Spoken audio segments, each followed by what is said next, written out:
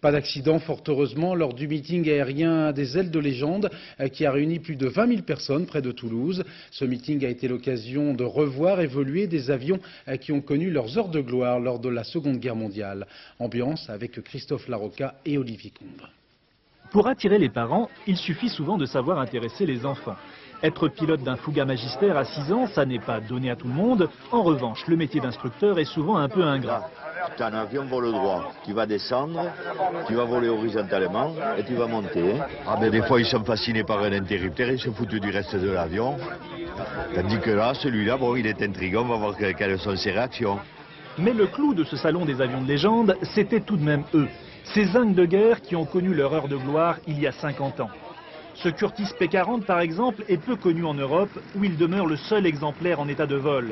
Il s'est pourtant illustré pendant des années au-dessus du Pacifique.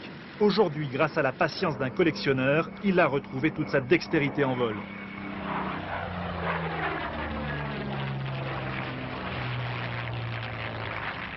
Les dents de requin sur le nez de l'avion symbolisaient l'agressivité des pilotes américains. Une coutume toujours en vigueur dans l'US Air Force.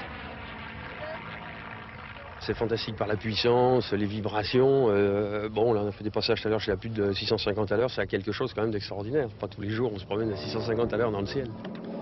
Pour ceux que ces exhibitions auraient laissé de marbre, le salon des avions de légende avait réservé une surprise. Un baptême de l'air en DC-3, le fameux Dakota, l'avion de ligne de la fin des années 30. Visage inquiet pour les uns, émotion pour les autres, 30 minutes de souvenirs inoubliables. C'était génial, extra. D'ailleurs, toutes les compagnies aériennes devraient remettre des avions comme ça. Ah, vraiment, c'est super, hein. Phénoménal.